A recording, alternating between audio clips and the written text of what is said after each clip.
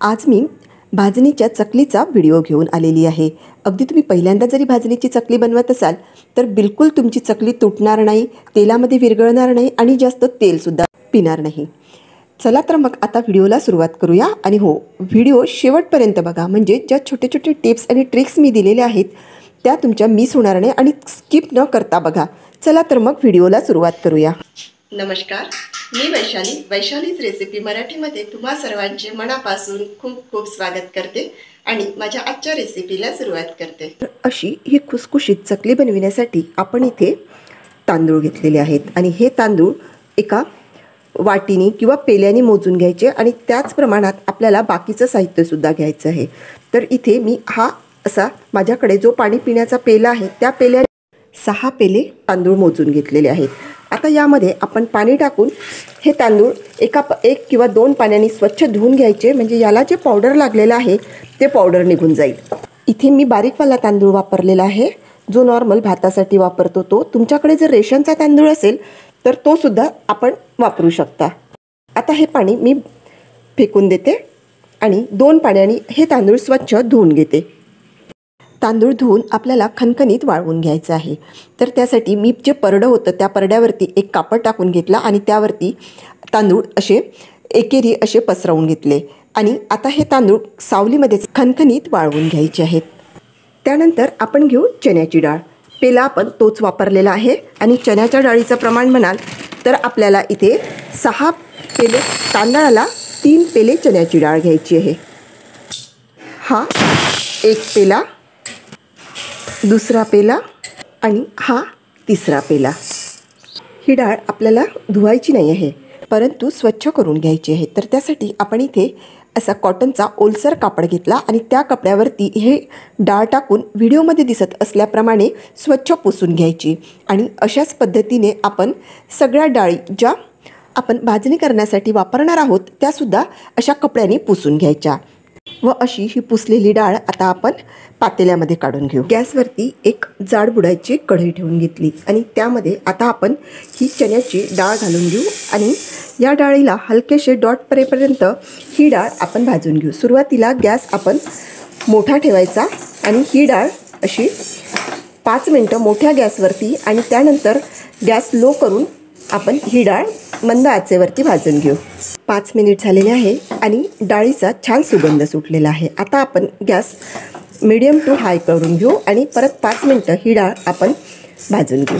डाळीचा कलर हलकासा चेंज झालेला आहे आणि डाळीला हलकेसे डॉटसुद्धा पडलेले आहेत, तसेच सुगंधसुद्धा सुटलेला आहे।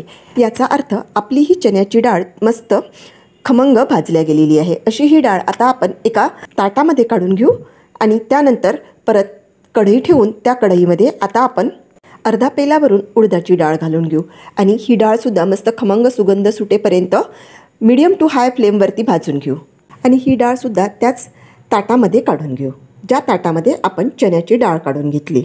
याच पद्धतीने पाऊण पेला आपण मुगाची डाळ भाजून घेतली। इथे मी सर्व सालाच्या डाळी वापरल्यात। त्यानंतर त्याच कढईमध्ये आपण ज्या पेल्याने डाळ आणि तांदूळ मोजून घेतले त्याच पेल्याने 1 पेला भरून जाड पोहे, जे आपण कांदे पोह्यांसाठी वापरतो ते पोहे मीडियम टू हाय फ्लेमवरती हलकासा कलर चेंज होईपर्यंत आणि सुगंध सुटेपर्यंत भाजून घ्यायचे। आणि इथे तुम्ही बघू शकता 3 ते 4 मिनिटांमध्येच आपल्या पोह्यांचा कलर चेंज झालेला आहे। असे हे पोहेसुद्धा आता आपण त्याच ताटामध्ये काढून घेऊ। प्रत्येक वेळी कढई अशी कपड्याने स्वच्छ करून घ्यायची। आता यामध्ये आपण साबुदाणा भाजून घेऊ आणि साबुदाणा असा हलकासा फुलायला लागला की आपण गॅस बंद करून घेऊ आणि बघा साबुदाणा इथे असा छान फुलायला लागलेला आहे। असा हा साबुदाणा आता आपण त्याच ताटामध्ये काढून घेऊ आणि आता आपण भाजून घेऊ 1 वाटी भरून आणि आणखी मूठ भरून एवढे धने, म्हणजे 6 पेले तांदळासाठी आपल्याला एवढे धने पुरेसे आहेत। आणि हे धने आता आपण मीडियम टू हाय फ्लेमवरती हलकासा सुगंध सुटेपर्यंत भाजून घेऊ। धने आपल्याला खमंग भाजून घ्यायचे, म्हणजे आपल्या चकलीला टेस्ट खूप छान येते। आणि आपले धनेसुद्धा इथे आता भाजून झालेले आहेत। हे धनेसुद्धा आता आपण त्याच ताटामध्ये काढून घेऊ। 5 ते 6 तासामध्ये सावलीमध्येच आपले हे तांदूळसुद्धा आता खणखणीत वाळलेले आहेत। असे हे वाळलेले तांदूळ आता आपण भाजून घेऊ। तर सुरुवातीला गॅस मोठा ठेवून आपण हलकासा कलर चेंज होईपर्यंत, म्हणजेच गुलाबी रंगावर येईपर्यंत हे तांदूळ आपल्याला भाजून घ्यायचे आहेत। आणि हे तांदूळसुद्धा आपण त्याच ताटामध्ये किंवा वेगळ्या ताटामध्ये काढून घेऊ आणि अशाच पद्धतीने आता मी इथे सर्व तांदूळ भाजून घेते आणि इथे आपले सर्व तांदूळ भाजून झालेले आहेत। डाळ आणि तांदूळ पूर्णपणे थंड झाल्या की आपण एक मोठी परात घ्यायची आणि त्या परातीमध्ये सुरुवातीला तांदूळ घालून घेऊ आणि त्यानंतर त्यामध्ये डाळी घालून हे सगळं आपण हाताच्या साहाय्याने व्यवस्थित मिक्स करून घेऊ व पूर्णपणे थंड झालेली ही भाजणी आता आपण गिरणीमधून दळून आणू। आणि हे बघा, आता मी ही भाजणी गिरणीमधून दळून आणलेली आहे आणि ही भाजणी 3 किलोची तयार झालेली आहे। 2 ते 3 महिन्यापर्यंत ही भाजणी आरामात राहते। जेव्हा आपल्याला वाटलं तेव्हा आपण त्यामधून पीठ काढून चकली तयार करू शकतो। तर आता इथे मी एक बाऊल घेतलं आणि त्यामध्ये एक पेला घेऊन 1.5 पेला भरून भाजणी एका बाऊलमध्ये काढून घेते आणि त्यापासून चकल्या कशा बनवायच्या, त्यामध्ये मसाले किती घालायचे, मोहन किती घालायचं हे आता आपण समोर बघणार आहोत। सर्वात अगोदर यामध्ये 1 चमचा भरून लाल मिरची पावडर घालून घेऊ। जर तुम्हाला थोडं तिखट आवडत असेल तर 2 चमचे घातले तरी चालेल। एक अर्धा चमचा भरून हळद, 3 चमचे भरून तीळ आणि 1 चमचा भरून आपण इथे ओवा घालून घेऊ व 1 चमचा भरून आपण इथे मीठ घालून घेऊ आणि हे सगळं आता पहिल्यांदा चमच्याच्या साहाय्याने व्यवस्थित मिक्स करून घेऊ। आता आपल्याला यामध्ये मोहन घालायचं आहे आणि पेल्याचं प्रमाण माझ्याकडचा हा पेला असा मी घेतलेला आहे। तर आता त्यासाठी गॅसवरती एक आपण पॅन ठेवून घेतलं आणि त्यामध्ये मोठ्या चमच्याने 1 चमचा भरून तेल घालून घेतलं। बघा, हा चमचा आपण मापासाठी वापरलेला आहे आणि बघा अंदाजे इतकं तेल आपल्याला कडकडीत म्हणजेच धूर निघेपर्यंत तापवून घ्यायचं आहे। 2 ते 3 मिनिटांमध्येच आपल्या हे तेलामधून बघा धूर निघायला लागलेला आहे आणि तेलाचा सुगंध सुटलेला आहे। असं हे कडकडीत तेल भाजणीवरती घालून घ्यायचं। हे मोहन सुरुवातीला गरम असल्यामुळे आपण चमच्याच्या साहाय्याने या पिठामध्ये मिक्स करून घेऊ आणि मोहन आता थोडं इथे आपलं थंड झालेलं आहे, त्यामुळे आता हाताच्या साहाय्याने आपण व्हिडिओमध्ये दिसत असल्याप्रमाणे चोळून घ्यायचं, म्हणजे हे जे मोहन घातलेलं आहे हे सगळ्या पिठाला एकसारखं सगळीकडे लागेल। आपलं हे मोहन सगळीकडे एकसारखं चोळून झालेलं आहे आणि बघा अशा पद्धतीचा आपला हा पिठाचा गोळा बनतो आहे। म्हणजे इतकं मोहन आपल्याला या पिठामध्ये घालून घ्यायचं आहे आणि आता थोडं थोडं पाणी घालून ना जास्त घट्ट ना जास्त सैल असा आपण गोळा तयार करून घेऊ। इथे आपलं हे पीठ भिजवून झालेलं आहे। घट्ट जर पीठ भिजवलं गेलं तर त्याची चकली पाडताना तुटते आणि जर आसट झालं तर मग त्याला चांगले काटे पडत नाही, त्यामुळे मीडियम पीठ इथे भिजवून घेतलेलं आहे। त्यानंतर इथे मी असा चकली पाडायला एक साचा घेतला आणि अशी आपण चकलीची चकती घेऊन घेतली। या सगळ्याला आपण असं तेल लावून घेऊ। साच्याला आतमधून सुद्धा थोडं तेल लावून घ्यायचं, म्हणजे चकलीचे पीठ त्याला चिकटणार नाही।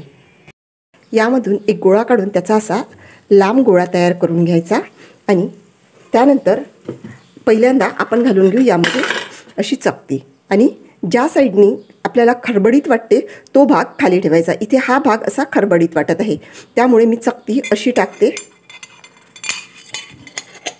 बघा, खरबडीत भाग आपण खाली घेतला आणि असा हा तयार गोळा आता आपण यामध्ये घालून घेतला। चकतीचा खरखरीत भाग खाली घेतल्यामुळे आपल्या चकलीला काटे छान पडतात आणि आता वरून आपण असं झाकण लावून घेतलं आणि हा आपण असा पॅक करून घेऊ। इथे आपला हा साचा भरून तयार झालेला आहे। इथे आपल्याला चकली पाडून घ्यायची आहे, तर त्यासाठी मी इथे एक प्लेट घेतली आणि त्या प्लेटवरती आता आपल्याला पाहिजे त्या आकाराच्या चकल्या पाडून घेऊ आणि तुम्ही बघू शकता मस्त काटे आपल्या या चकलीला पडलेले आहेत आणि जेवढी मोठी म्हणाल तेवढी चकली आपण करू शकतो, म्हणजे आपली चकलीसुद्धा अजिबात तुटत नाही आहे। तर आता इथे मी थोड्या मोठ्या साईजच्याच चकल्या तयार करून घेते आणि या प्लेटमध्ये जेवढ्या चकल्या बसतील तेवढ्या चकल्या पहिल्यांदा आपण इथे पाडून घेऊ आणि असा जो एंड पॉईंट असतो तो एंड पॉईंट दाबून घ्यायचा, म्हणजे तेलामध्ये ही चकली बिलकुल उकळणार नाही। आणि बघा इथे आपल्या मोठ्या साईजच्या 3 चकल्या पाडून झालेल्या आहेत आणि चकल्या पाडण्यापूर्वीच मी गॅसवरती तेल गरम करायला ठेवून दिलेलं होतं।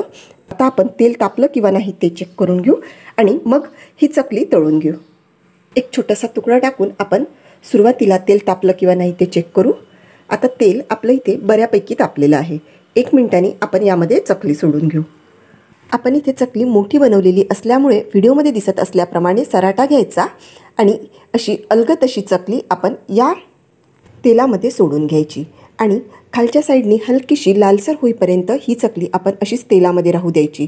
आता 1 ते 1.5 मिनिट झालेले आहे आणि या चकलीमधून निघणारे बुडबुडे थोडे कमी झालेले आहेत। आता ह्या चकली आपण झाऱ्याच्या साहाय्याने अलगद पलटवून घ्यायच्या आणि मस्त दोन्ही साईडनी हलकाशा गोल्डन रंगावरती परतवून घ्यायच्या। आणि चकली तळत असताना गॅसची फ्लेम मीडियम टू हाय ठेवायची। चकली तळत असताना गॅसची फ्लेम जर एकदम लो केली तर चकली जास्त तेल पिते आणि जास्त मोठी ठेवली तर एकदम करपून येते।